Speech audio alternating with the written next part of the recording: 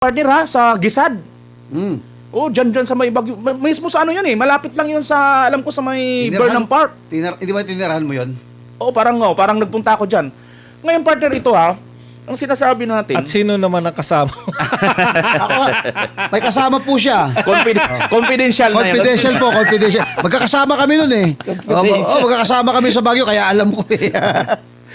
Alam nyo, ito ha, yung nangyayari dito sa ano natin, sa bansa natin, ganito kalaki yung epekto ng isang, kung tutuusin nga partner, hindi pa ito napakalakas na bagyo, na talagang yung, Super typhoon. oo, super typhoon, or super calamity. Hindi natin Normal lang, normal. Oo, hindi natin sa minasabing minamaliit partner ha. Pero kung titingnan natin, ganito pa lang kahalos ka, parang normal pa lang ito, pero ganito na kalaki ang epekto sa atin. Despite na marami na sila, previous year, maraming mga pronouncement itong si Pangulong Marcos na marami na silang ginawa, marami na silang inayos. Pero hindi pa rin sapat at hindi pa rin effective. Bakit? Malaking sagot dito partner, ibig sabihin, mayroon talagang mali sa kanilang ginagawang pagtugon dito. Kasi kung talagang totoo, tama ang kanilang ginawang pagtugon, malamang sa malamang, mamimitigate or mababawasan talaga itong ganitong kalaking epekto na hindi pa naman ganito kalaking sakuna ito. Itong ganitong nangyayari sa atin ngayon, na napakaraming patay, parang may tutumbas mo na ito sa nagdaang Undoy, na halos, Yolanda, na halos laganap sa buong Pilipinas eh. Partner BMR, ito ha. Ang tropical country tayo, di ba? Correct. At alam naman natin, ang Pilipinas ay daanan ng bagyo. At kapag daan ng bagyo, ang tubig dito siguradong babagsak sa atin. So ano ang dapat natin gawin? Kung matatalino lang at hindi nabubulsa ang pera, dapat yan, matagal nang naipaghandaan yan, etong tubig na ito, ganito, hindi na kayo mababaha, lalagyan natin ng harang ito. Ang problema, kaya, alam mo, mayaman tayo eh. Imagine, di ba, lalaki ho ng mga budget ho natin ha. Pero, bakit hanggang ngayon, lalong-lalo sa Pampanga, partner ha, kinabubuhay ng mga tao doon, ewan ko ba, yung mga palestan, lubog na rin, Makabebe, Masantol, di ba, sa Pampanga, lagi lubog yan. Nabanggit mo yun sa Pampanga partner, napanood ko si Governor Pineda dyan. Sabi ni Governor Pineda, ang project pala dyan na ginawa, dati pa may previous na ng pronouncement na si Governor Pineda. Na sinasabi niya noon, nung wala pa daw mga flood control project, nagbabaha talaga ang Pampanga. Given na yan, ganun din yung Bulacan. Pero ang nangyayari, mga 2 to 3 days, magsusubside na. Umuhupa. Pero ngayon daw, maabot na ng 2 to 3 weeks, mayroon pa ring baha. At kanina lang napanood ko si Governor Pineda sa isang Lilia. sa isang Nanay. istasyon. Sabi niya, ang ginagawa daw ngayon ng project ng mga flood control, naglalagay sila ng mga malalaking dike. Sabi niya, tigilan niyo na yung malalaking dike kasi hindi niyo naman tinutuloy-tuloy, partner. Correct. Hindi daw tinutuloy-tuloy, parang putol-putol. Tama. Samantalang malamang ang budget nun tuloy-tuloy. Correct. Pero nalaman na yung budget, hindi pa rin natuloy natapos ang proyekto. Kaya ang suggestion niya, partner, sabi niya, instead na magpagawa tayo ng mga diki-diki na yan na ginagastusan ng malaki tapos wala naman, di naman tuloy-tuloy, ang dapat gawin, i-dredge na lang yung mga ilog para lumalim at maka-catch ng mas maraming tubig. Correct. Yan. Partner BMR, dudugtong lang ako, no? Tama. Tama yung sabi mo, Partner BMR. Kung nasa parte ka ng Porac, something like that, makikita mo ang level ng Porac to Angeles, pababang ganun. Kasi mula nung nagpinatubo ito. Pero, ang tanong dito, partner, sino ang congressman na tingin mo pinapatamaan yan? Ang pagkakaalam ko, ang dating congressman dyan, best friend ko, etong si Dong Gonzales, di ba? Dong, at ngayon yung anak niya, si Micah Gonzales ng 3rd District of Pampanga. Yung, naalala niyo yung dike na, yung flood control doon? Yung bumagsak? Isipin mo, partner, ako nakita ko talaga yan. Talagang hindi tuloy-tuloy. Makakakita kayo dito. Tapos wala na doon. Tsaka ako, ang problema dyan, hindi lang yung hindi tuloy-tuloy. Ang problema dyan, wala talagang plano. Correct. May nakita pa nga ako, nasa halos gitna na ng ilog eh. Ibig sabihin, yung natural po na papel ng mga ilog, nawala na kasi dati ang mga ilog, maliit lang yan, ganyan lang yan pagka tag-araw. Pero pagka tag-ulan, ang laki ng ilog, di ba? Yun po yung normal kasi bumabagsak sa ilog lahat. Hinarangan nyo. Patay. Naglagay kayo ng harang dito, naglagay kayo ng harang dyan. Paano makakapunta sa ilog yung mga tubig? Nabaha ngayon yung mga... Wala kasing plano, hindi pala ganyan yan dapat pala. Bago ka maglagay ng infrastruktura dyan, aaralin mo rin yung mga daan ng mga tubig, partner. Dapat scientific. Alam mo, partner, Alam nyo, teka, tapusin sige. ko lang, partner. Isa lang yung merong plano talaga yung syudad eh. Sino? Davao City. yan ikaw idulog. Correct. JICA. Yan! JICA, alam nyo po ang JICA, yan po, kilalang kilala ang JICA, hindi po pumapayag ang JICA na Substandard. na substandard yung kanila. Lahat po yan, mapa DepEd, kahit na anong gawin ng JICA, talagang ano yan, quality. Pero anong ginawa nila sa Davao City? Hindi pinondohan. Sayang. Tapos lahat ngayon nananawagan, dapat may plano, may plano. Yung totoong may plano, ayaw nyo pondohan. Partner BMR. At dahil dyan, bago ko bigay kay Partner BMR, pasalamatan ulit natin si Ma'am Amara Timberline. Palakpakan! Thank you, Ma'am Amara. Yan, no? Grabe. Ma'am Amara, oh. Maraming Talagang salamat po. tumudo na. Ito, partner. Alam mo, yun na rin yung i-comment ko talaga. Kasi nakita ko na, partner, kasi nga, di ba, nagsasabi sila, ano ba talaga ang solusyon? Actually, nakita na yan ng Davao. May solusyon na ang Davao, partner. Yun nga yung JICA. At bakit yun ang solusyon? Kita natin na. At sino yung perwisyo? Sino talaga ang may nagperwisyo sa atin? Itong Marcos administration. Diretsahan na yan, partner. Bakit? Bakit? Kasi, yung JICA na yan, napakaganda ng plano, hindi pinunduhan ni Marcos. Yun yung siniwalat ni Congressman Pulong. Yung mga walang plano, Yung mga walang plano, pinunduhan niya. Di wow. Na ayon nga doon sa... Ewan ko, nasa naano ko ba rin dito kahapon yun, yung di ba, nagsalita siya last year pa, na sabi niya, mga 9 months, tuloy-tuloy itong gagawin natin na upland baha. Pagdating ng 9 months, wala na. Mababawasan. Mababawasan. Mababawasan na. Malaki na ang Subside na. pinagbago. Magkaroon man ng baha, hindi ganito katindi. Pero nangyari, hindi po nangyari yung sinasabi niya. Ibig sabihin, hindi po effective. Ang effective sana, yung JICA doon sa Davao City. At gusto mo, partner, patunayan ko na mas yun talaga ang talagang sa Davao, hindi lang yung basta sa JICA, partner. Bakit? Ito yon. May napanood ako sa 24 oras na isang report. Mayroon sa may Talumo River yung riprap, anong tawag doon, yung dike, binubungkal. Sinisira, partner. Grabe, no? Oo. Ang tagreklamo yung mga residente doon. sino naninira? Yung DPWH, inutos daw ni Dizon. Naalala mo si Dizon, di ba? Nagmumura-mura doon sa Davao. Siya daw may utos noon na ipabungkal daw yon. Alam mo kung bakit kaya pabungkal, partner? Bakit? Kasi daw, lalagyan daw ng gabyon. Alam niyo bang gabyon, partner? Ano yun?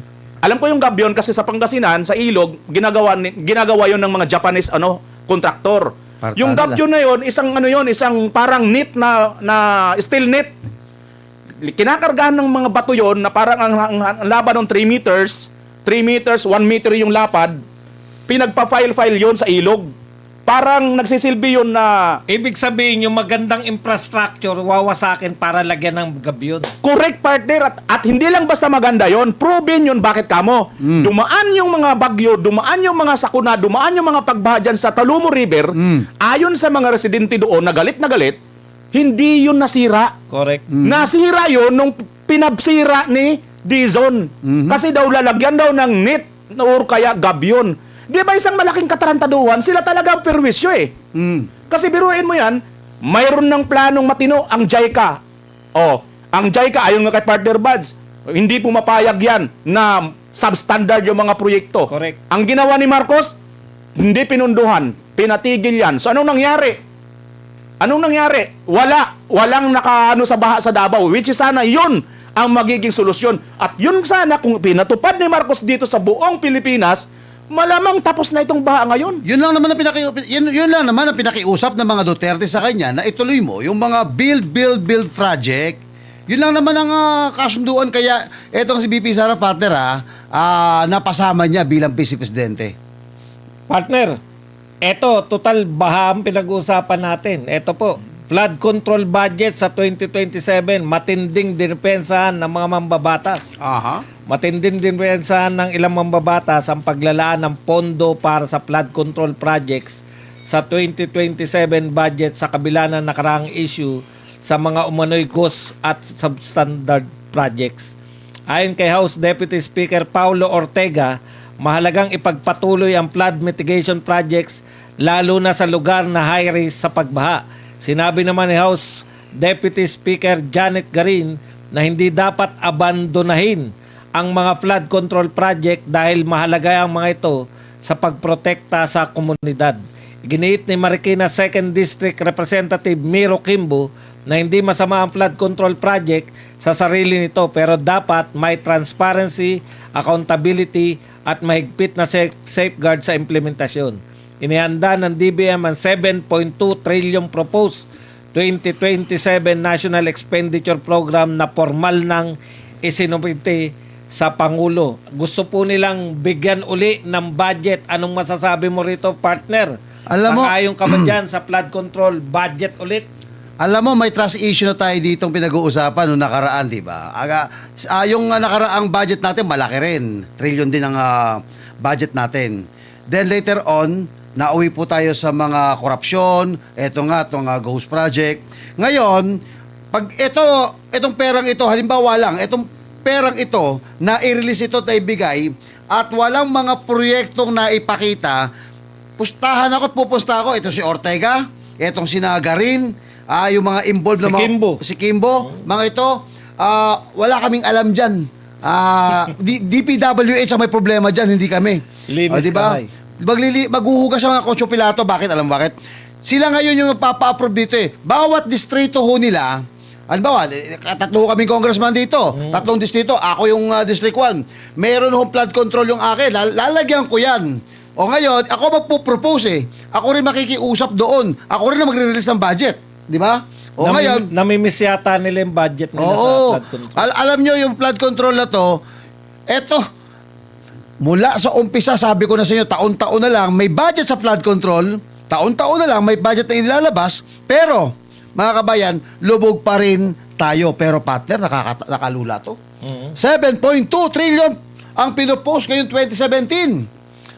Ano kaya mangyayari dyan? Partner Bola lang Gamer. yan. Bola lang daw yan.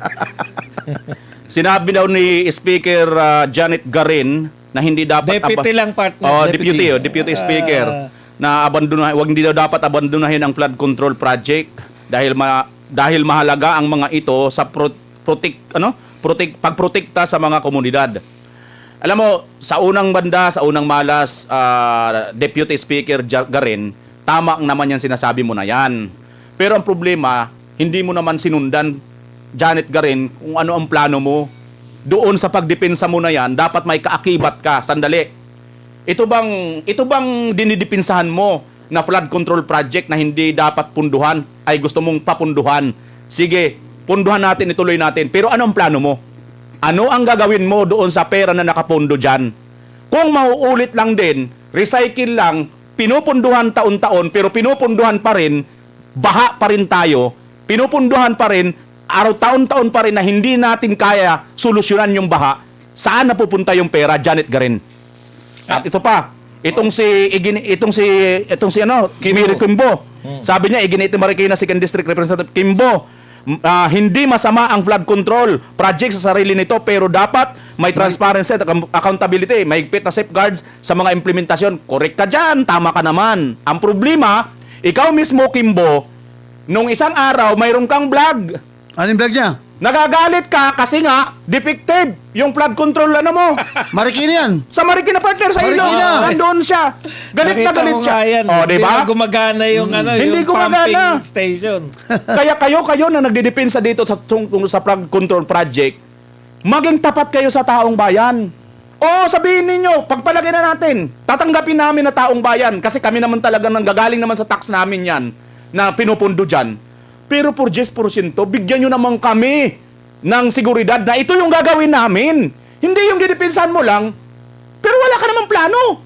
Katulad nito ngayon, napapatunayan, ikaw mismo nagsabi, bakit ayaw buksan? Kaya pala nang sinilip ninyo, defective pala. Tapos gabi pa, dapat binuksan na, araw na, tanghali na, hapon na, galit ka na dyan.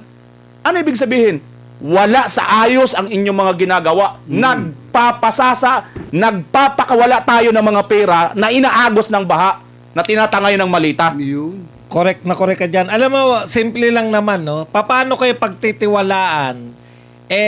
Presidente mismo nagsabi na mahiya naman kayo. Di ba? Ano ibig sabihin nun? Ang dami ninakaw dyan sa pondo na yan. Wala naman tayo napapakulong pa.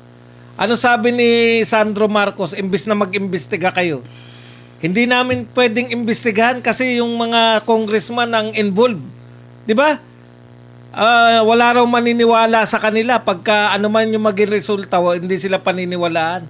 Bakit yung pinoproblema yan na congressman yung involved kaya hindi kayo mag-iimbestiga? Samantalang si Congressman Miao Miao Barsaga, inimbestigahan ninyo. Hindi nyo nga lang inimbestigahan. Tinanggal nyo pa sa pwesto dahil... Yes. Sorry Kasi nabanggit niya kanina si Miro. Ano yun? Teka muna, papapalay, kala ko sisingit ka sa akin. Ito muna. Okay. Ibig ko sabihin, mga kapatid, itong hindi nyo pwede ikatwiran na dapat hindi kayo nag-iimbestiga dahil kayo ang involved. Yun na nga yun eh. Yun nga pinakamaganda magpaglilinis. Kayo yung involved, kaya dapat ninyong mapatunayan na naglilinis kayo talaga ng ranks ninyo, yung mga hindi nga namin kilala kung sino yung mga contractor partner, congressman na contractor, di ba? May ideya tayo sa mga lugar natin. 67 yan, ayon kay Senator Lacson. Partner, isisingit ako connection. Yan, Connection. okay. I-connection. Kasi Sige, pwede ka na. ang pinag-usapan, sino yung mga contractor, di Correct. ba? Kaya, konektado to kasi doon sa comment mo kanina. Kasi papasok ko doon. Ano pangalan nung taga Marikina? Miro Miro Kimbo. Kimbo, yung asawa ni Kimbo. eto pinag-usapan dito Tandaan natin, naging appropriation budget kapalit ni Saldico. Etong si di ba? Nung magka-problema Saldico, di ba? Yung asawa niya. Si Stella Kimbo. At pinag-uusapan natin ngayon, ang sabi nitong si Kimbo, yung Miro, okay lang naman, walang problema hindi masama ang flood control sa sarili. Pero dapat nagkaroon transparency and accountability. Ang tanong ko Congressman Miro Kimbo, doon po ba sa naging asawa po ninyo?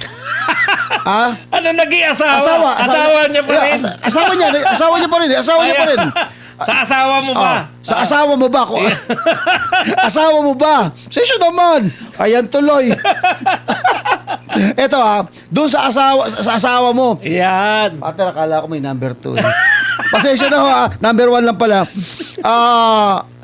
Nabanggit mo ba sa kanya to? Tinanong mo ba kay Stella Kimbo, oy, asawa ko. O anong tawag mo? Teacher. Teacher honey. Stella. Love. Dear. Kung anong tawag mo dyan, nagkaroon ka ba ng transparency noon? Kasi ngayon, ang tapang-tapang mo magsabi ng transparency and accountability. Bakit nung yung asawa mo, ginawa ba nila ito? Yan ang malaki katanungan. Di ba? Tapos, ang lakas-lakas mo ngayon na magsabi na transparency and accountability. Simple lang yan, partner. Masasabi mo lang may accountability kung may nakulong na bang congressman. Meron ba? Wala pa Wala naman. May kaso, oo. At least meron senador, di ba? May nakakulong. May nakakulong. Dalawa. Pero congressman, wala pa. Dahil dyan, maraming salamat Meron kay... ulit? Yes, Ma'am Amara Timberline. Ayan. Wow, thank you. Ayan. Partner, may kapiraso lang ako, partner. Kahit na matagal, mamaya pa tayo matatapos dito Sige, May kapiraso, tagalan mo. may Sige, kapiraso tagalan lang mo akong bibigyan ko lang ng konting halimbawa lang na senaryo ang ating taong bayan. Para bagang ganito, yung mga anak mo nag-aaral. Yung mga anak mo ngayon nagpapadagdag ng baon. Yan, maganda. Diba? Sabi ng anak mo, yung binibigay mo sa mga anak mo ay halagang 100. Gusto niya gawing 200. Pero doon sa 100 na baon niya, sapat na yon. Sapat na yon para makakain siya at maging maayos ang kanyang pagpasok sa school. Ngayon, bagamat sapat na yon, partner, ang kanyang grades bagsak. Hindi, partner, ganito kasi, di ba? Pasangawa. Hindi pasangawa, bumagsak talaga. Bumagsak talaga. So ngayon, heto na, dumating ngayon yung sunod na school year, itong bagsak mong anak na ito, naghihingi ng dagdag na baon. Yung 100 gustong gawin 200. Yung anak mo na honor student, hindi nangingi ng baon na sobra? Di ngayon, sasabihin mo ngayon sa anak mo, anak, yung 100 nga lang, hindi mo mapagawa yung tamang grades mo, hindi ka pumapasa. Tapos ngayon, humihingi ka ngayon ng another 100, 200 na, Doble. dinodoble mo pa. Pakita mo muna sa akin na hindi ka babagsak. Correct. Di ba? Parang ganito ngayon itong ating nasa gobyerno. Gustong-gusto nila na mayroong flood control funds, pero bagsak ang mga proyekto nila tungkol sa flood control funds. Correct. Dahan-dahan. Kalma lang. Mabasag yan. Mabasag yan lamesa natin. Oh, kalma lang, baka, di ba? Kakagigil eh. Oh, di ba? Alam nyo mga partner, eto naman no. Etong nagaganap pa rin na ano, parang mga walang pakialam tong mga to, no. 25 million po per day ang nagagastos natin. Oh, isa pa yan. Sana man lang alam nyo, si Waling-Waling, ang gusto kong sanang pronouncement niya, ititigil muna namin ng ilang araw ang aming impeachment. Oo. Yung gagastosin namin na 25 million per day, ibibigay namin sa mga nabaha. Correct. Palakpakan kami Oo. niyan. Baka Di ba? sakaling. Kahit ba sabihin na parang inuutulang tayo, pero ang ganda pong gesture sana. No? Gandang optics yan. Ngayon parang sinasabi niyo, wala kaming pakialam. May bahaman dyan, tuloy lang kami sa pamumulitika.